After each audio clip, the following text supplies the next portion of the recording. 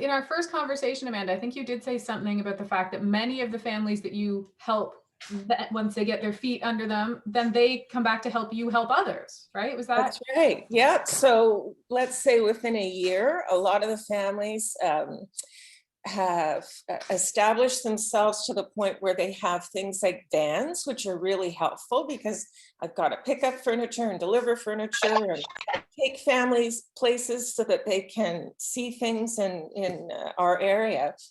And so now my refugee friends help me, and I get lots of help now.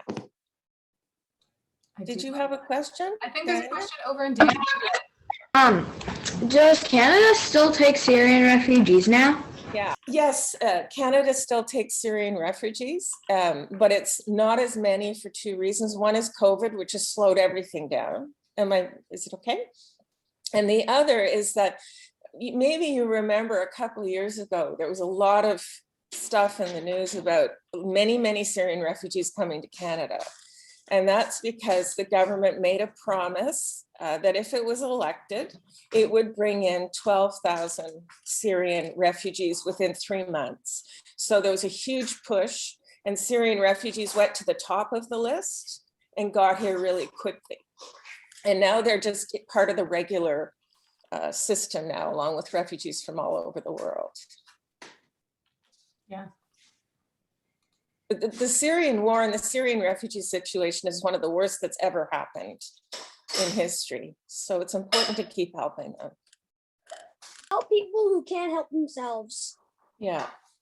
No, that's amazing. And you know what? I'm a grandma, and I feel like you. Like I feel like a kid.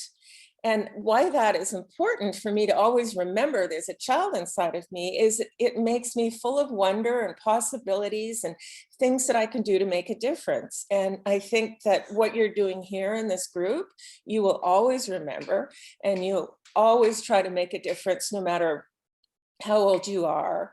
You can do something that will change people's lives. It's really good. That's what we're always talking about here. Yeah. And to find the issue that breaks your heart, right? The one that you have to. Yeah. I used to get really upset when I saw the news and saw the Syrian refugees and saw what was happening to them. And you know, one of my daughters said, well, why don't you just stop being so upset and do something about it? And that's what I decided to do. So. I love it. So we do. And I realized I couldn't stop the war. I couldn't fix everything, but I could help one family. And then that became 150 families. Yep, exactly. We do have a question in the chat. So the question is, what other countries do refugees come from now? They come from all over the world, usually because there's a war in their country or because there's a famine, which is where there's no food. So Yemen is a country that is suffering a lot. Some African countries where there isn't much food. So there's the United Nations. You might have heard of the United Nations.